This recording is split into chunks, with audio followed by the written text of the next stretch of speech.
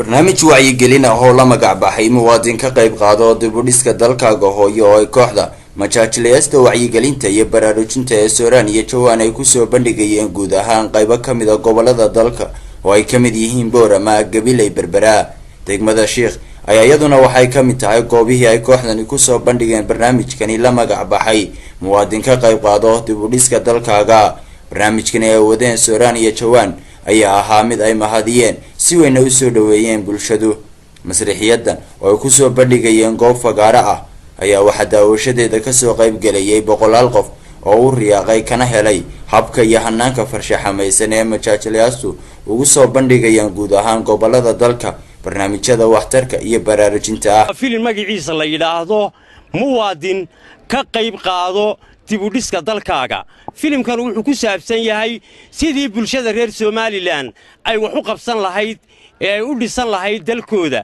maamaadii oran jirtay cidina uma maqnaa alla uma qodna. qof kasta waxaan ku codsanaynaa muwaadin macalaanigana ku dhaho aniga iyo saaxiibkay Sooraan Ismaaciil Sugulle waa abwaanka dhinacayga taagani inuu qof kasta oo muwaadin ah oo reer Somaliland uu ka qayb qaato dib u dhiska dhulkiisa si ay u helo wadooyin iyo gobollo isku wada xiran.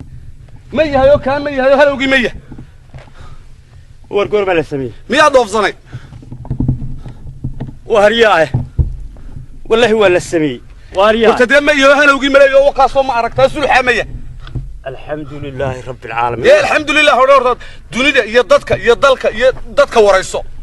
oo waa garanti kanu yahay waa garanti baan ku dhaw madaxa ku furto